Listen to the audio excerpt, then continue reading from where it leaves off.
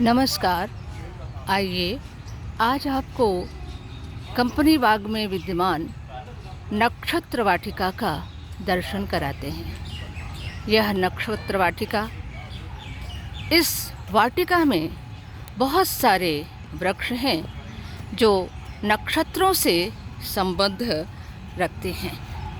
Gate number 1 से जैसे ही आप प्रवेश करेंगे तो उससे लगभग 100 मीटर की दूरी पर यह नक्षत्र वाटिका है, जिसके अंतर्गत नक्षत्र के वृक्ष हैं और उन वृक्षों से बहुत सारी औषधीय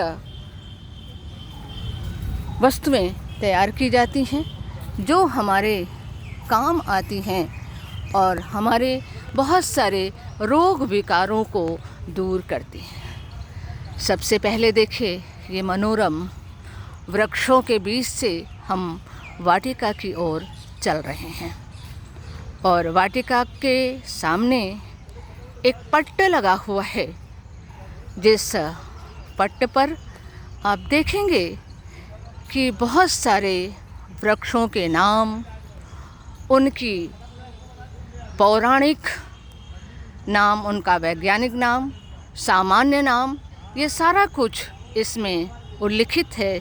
और आइए अब क्रमशः एक एक वृक्षों से थोड़ा बात करते हुए चलें और उनका परिचय प्राप्त करते हुए चलें।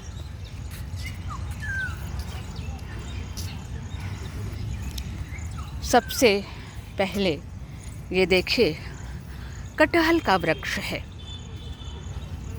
लिखा भी हुआ है और अभी ये छोटे ही हैं, बहुत बड़े नहीं हैं। ये वर्ष 18 और 19 में इस वाटिका को तैयार किया गया है, 2018-19 में, और ये जल वेतस वृक्ष है। ये देखिए, ये साल का वृक्ष है। इसकी लकड़ियाँ बहुत मजबूत होती हैं और बहुत काम की होती हैं। चीड़ के वृक्ष का ये पट तो लगा हुआ है, पर वो वृक्ष अभी दृष्टिगत नहीं हो रहा है। ये है मौलश्री।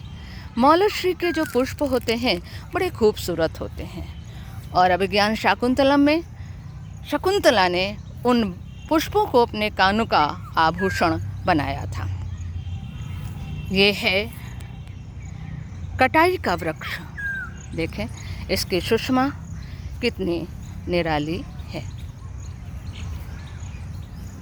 ये है अर्जुन का वृक्ष और अर्जुन की छाल, अर्जुन की पत्तियां बड़ी औषधीय गुणों से संपन्न होती हैं।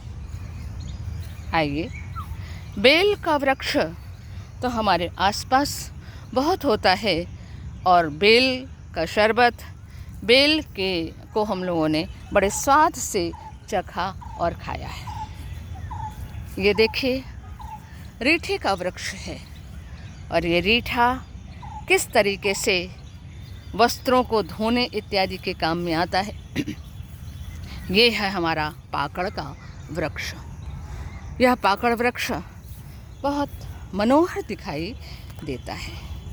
और देखें, ये है ढाक का वृक्ष, जिसे कहते हैं ढाक के 3 पात।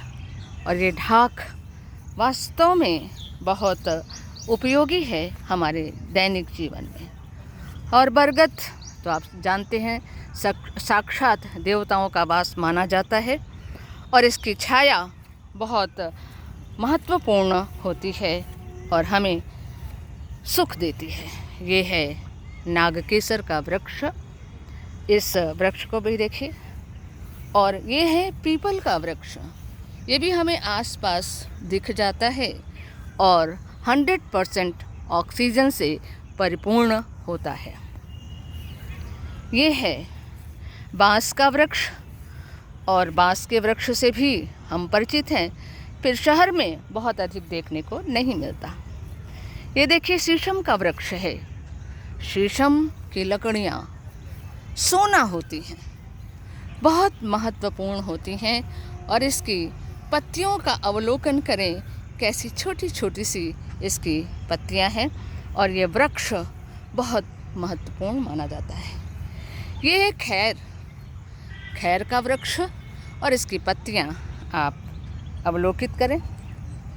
ये है जामुन का वृक्ष और बरसात में तो हम आप सभी जामुन को बड़े प्रेम से खाते हैं और यह भी बहुत महत्वपूर्ण होती है हमारे शरीर के लिए। यह है देखिए गूलर का वृक्ष। गूलर के फल की उपमा ब्रह्मा से दी जाती है, क्योंकि फल में इतने बीज हैं, उसी प्रकार से ब्रह्मा संपूर्ण सृष्टि की रचना करते हैं जिसमें बहुत सारे जीव जंतु हैं। ये है आंवला का वृक्ष और आंवला भी बहुत उपयोगी है। किस तरीके से यह हमारे लिए सुख प्रदान करता है, इससे हम लोग आंवला इत्यादि बनाकर खाते हैं और वो पेट के लिए बहुत लाभकारी होता है। यह है कुचला वृक्ष भी ये औषधीय वृक्ष माना जाता है। ये है महुआ गांव में बहुत अधिक मात्रा में पाया जाता है और इससे बहुत सारी चीज़ें बनती हैं।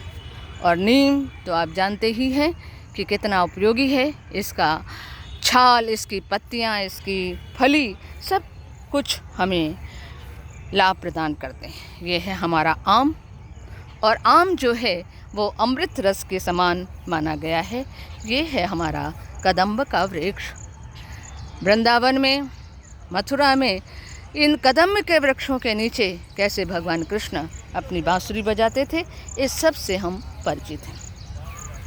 यह है क्षयोकर का वृक्ष।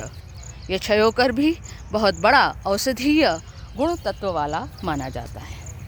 और ये है मदार, हमारे भगवान शिव को परम प्रिय है ये मदार है। इसके आगे आप देखें कि ये कटहल का वृक्ष है और ये कटहल भी उपयोगी होता है और ये नक्षत्र वाटिका में विद्यमान है। तो हम लोगों ने यहीं से इस की परिक्रमा करनी शुरू की थी नक्षत्र वाटिका की। और आइए एक बार पूरी दृष्टि डालते हैं इस वाटिका के संपूर्ण परिक्षेत्र में, परिसर में कि यह कैसी है। यह है हमारी नक्षत्र वाटिका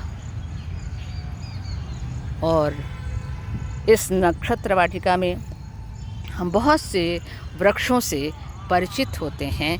अस्तु।